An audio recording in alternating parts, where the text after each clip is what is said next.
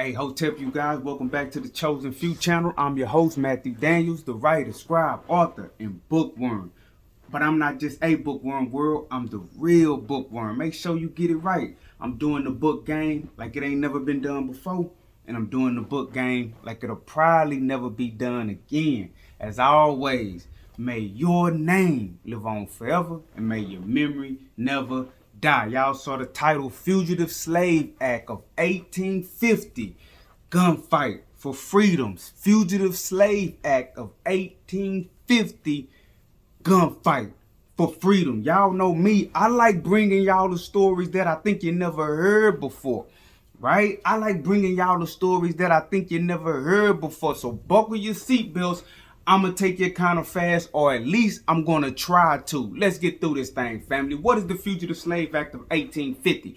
The Fugitive Slave Act of 1850 is basically something that they put into law to try to help the Southerners and the proponents of slavery get back the slaves who had been escaping. There was a lot of people escaping, family. A lot of people escaping and getting the freedom, especially on the Underground Railroad. Now, the Fugitive Slave Act took place in 1850, right, to combat a problem that was already going on leading up to 1850. You understand me? Now, the Underground Railroad, think about this, family. The Underground Railroad, they do not know the exact date that it came into existence, but what they do know is that it operated at least from the late 18th century up until the Civil War. Right? Well, you know, after the Civil War, we were free, so no more Underground Railroad. But the late 18th century is like 1750, family. Like 1750, leading all the way up to the Civil War. And they don't even know the actual date that it began, right? So this network of escaping could have gone back, and I'm pretty sure it does, longer. We have always resisted. We always resisted, right? George Washington, family. George Washington complained about the Quakers. When you think about the Underground Railroad, the Quakers always come up. George Washington, it's a letter. You can look this up. It's an actual historical document, a letter that George Washington wrote and on pertaining to George Washington, and it is about him addressing some Quakers trying to liberate one of his slaves. Look it up. George Washington is tied into some controversy with the Quakers trying to liberate one of his slaves. And that was like 1786 or something like that.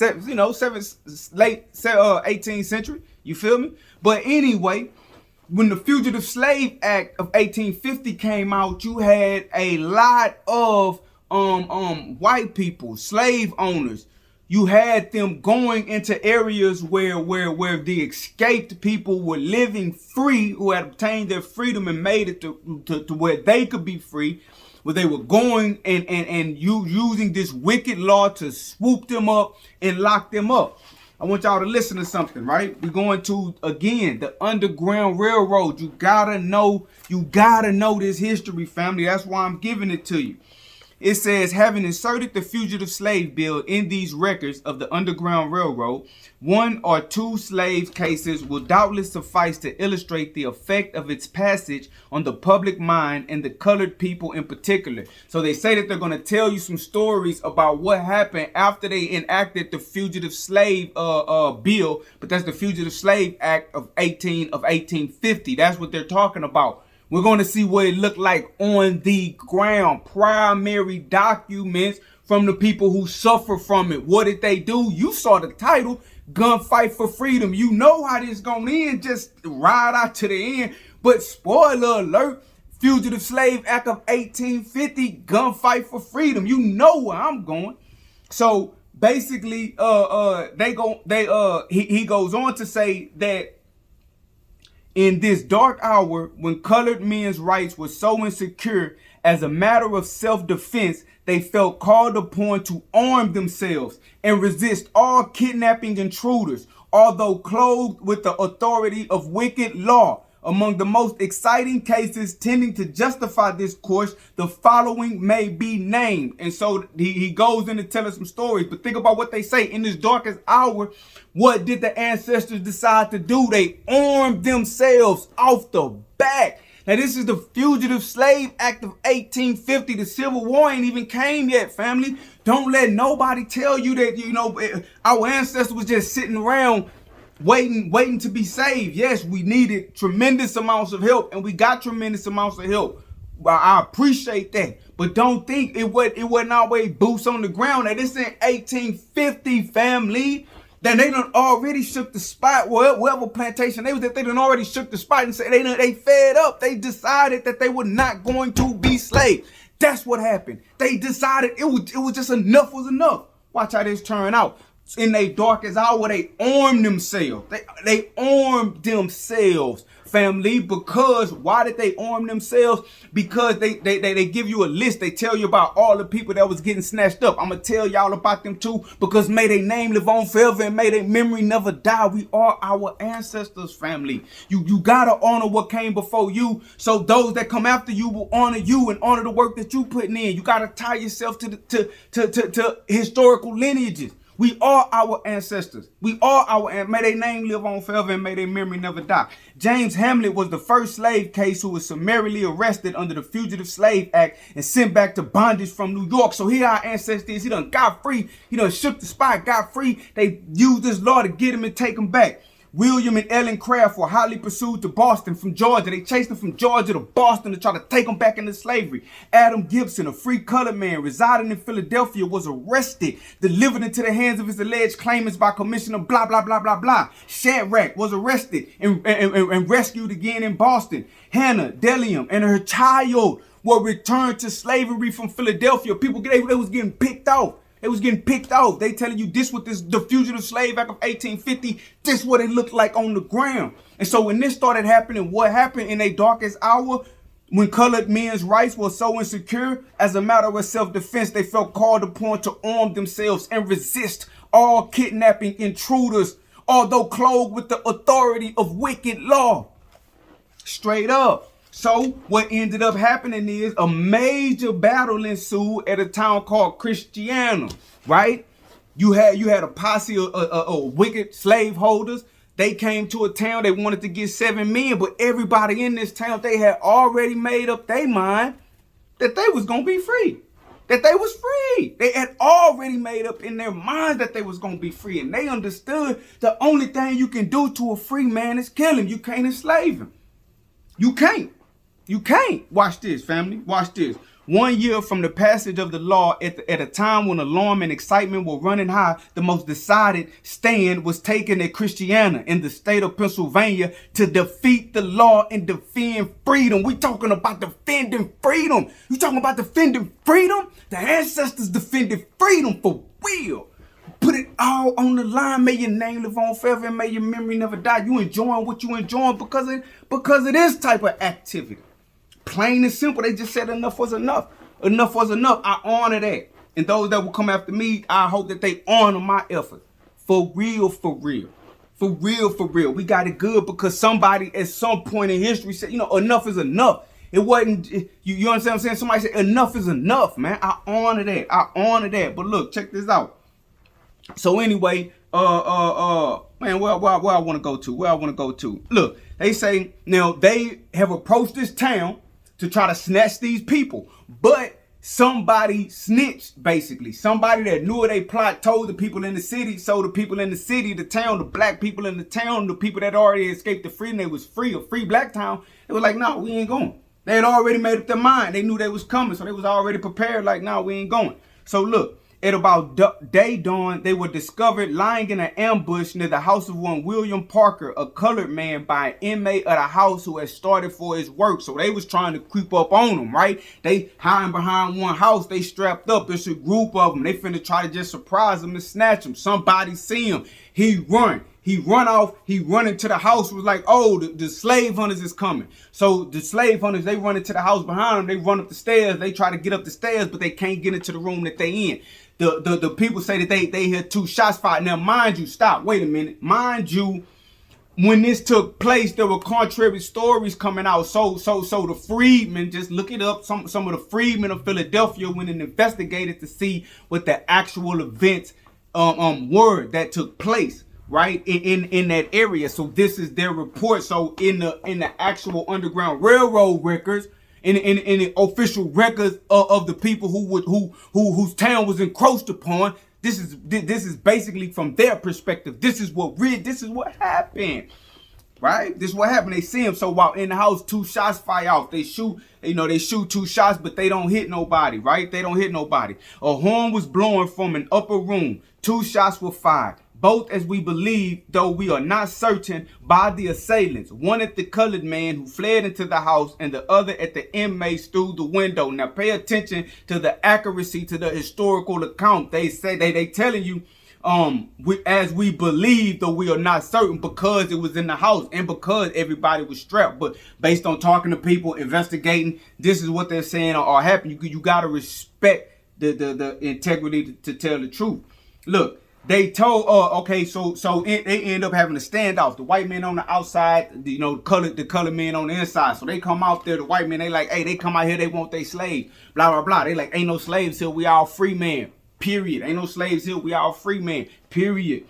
They told him that they were the only colored men in the house and were determined never to be taken alive as slaves. Soon, the colored people of the neighborhood, alarmed by the horn, began to gather, armed with guns, axes, corn cutters, or clubs. Mind you, that horn could have been the signal. They knew that they was coming. Everybody had determined that they was going to be free. So they telling you that the people in the neighborhood, alarmed by a horn, they heard a horn, so they came with guns and weapons. They knew what was going on, family, because they was a community. They was a community.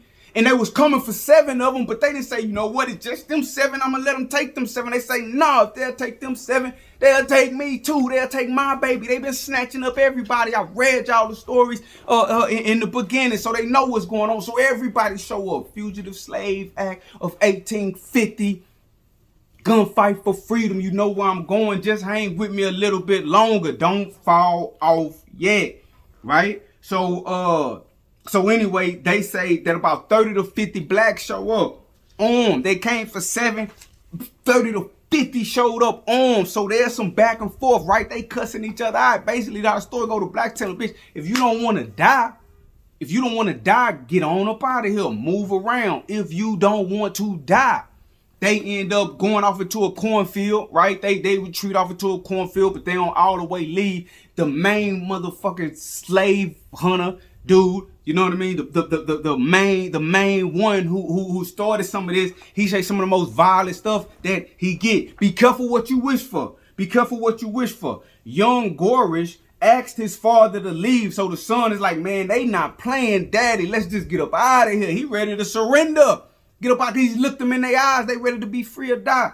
Young Gorish asked his father to leave, but the old man refused, declaring, as it is said and believed, that he would go to hell or have his slaves. Be careful what you wish for. Gunfighter, Fugitive Slave Act of 1850, gunfight for freedom. So anyway, they go back and forth. He say he want to have his slaves. The other black people, they like, I don't give a fuck about none of that shit. So one of the brothers, I guess, like, I'm just sick of this shit. Boom. They say like he was coming up out the house and walk past the dude, the old man, try to check him because he on the white man, black man shit. He try to check him. He tell him, nigga, homie, move on before you get hurt. Watch this. They say the colored man, wait.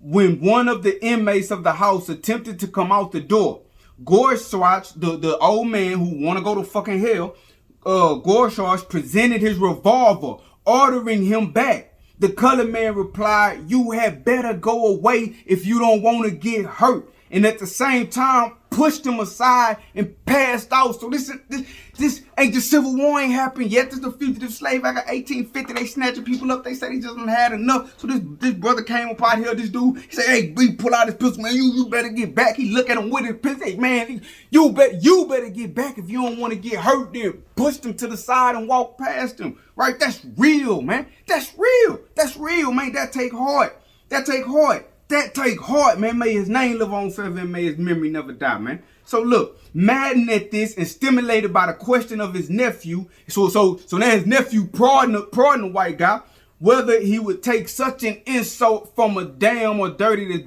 blanked out the word, nigger. Gorosh fired at the colored man and was followed by his son and nephew, who both fired their revolvers. So when the dude pushed him and walked by, you know what he get himself into. You feel me? He want this. You dig? And so it's something like, oh, you gonna let that dirty, you know how they let that dirty nigga do that to you? Bah, he fired him. 2 more guys fired. Okay, y'all fired the first shot. Check this out, family.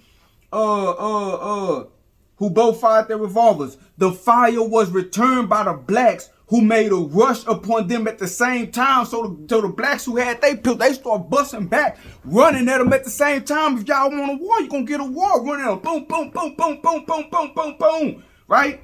So he say Gorosh and his son fell. The one dead, the other wounded. Gorosh and his son fell. One of them died and one of them wounded. Oh, you'll have your slaves or you'll go to hell. Well, welcome to hell, mother. What right? The rest of the party, after firing their revolvers, fled precipitately through the corn into the woods, pursued by some of the blacks. One was wounded, the rest escaped unhurt. So get this, family. So then the other ones, after they fire, they get chased off. The blacks fire them, they chase them off into the woods, man, firing the whole time. You feel me? Ran them on up off of there. Ran them up out of there, man. Ran them up out of there. And I want y'all to think about something, because they always talk about, like, think about it, man. Think about it. When our ancestors went into slavery in the first place, and you think about, damn, man, coming to the shores of Africa, getting off, and you on some sick, twisted world domination stuff, right? You get on them shores, you running off up in these villages, you just kidnapping men, women, and children. You know what I'm saying? And then a lot of times they kind of defenseless, right? And there's a whole lot more to that with the specific. I'm just saying, like, in those instances. You know what I mean? Then bring them all the way over here to a land they don't know, language they don't know, the hell going on, man. And then just abuse them, abuse their children, abuse their children, man. But then you see instances like this, like, damn, it took a while, but then when we finally could start understanding each other, when we finally, start learning how to read and thinking, like, okay, this is what's going on, man. This is what's going on. Because you take a baby, right, and you put them into an environment when they become aware of their surroundings, they think that is just how it is. And if you teach them that that's just how it is, that's just how they're going to think it is. You feel me? Until they get information to be like, wait a minute, it's not supposed to be like this. And then when they got to that point where they're like, you know what, it ain't supposed to be like this, fam. I'm telling you, man, your people, they were just like, no. I told you, they don't even know when the Underground Railroad started. But they can say it was operating for show from the late 18th century all the way up into the Civil War, family. So you know what was going on before that. George Washington was complaining about Quakers and stuff. You feel me? You think they wasn't trying to get free? You can look at rebellions going back that far, man. Right? But they utilize government and laws like that Fugitive Slave Act. They try, to okay, because like after that happened, they definitely came back with more people, right? They definitely came back to that area with more people. I'm not saying after the gunfight that it was over. Yes, they gonna come back and because they got these wicked laws on their side, right? But man, I ain't gonna hold y'all too much longer, man. We are our ancestors' gunfight. I mean, Fugitive Slave Act of 1850, gunfight for freedom, family.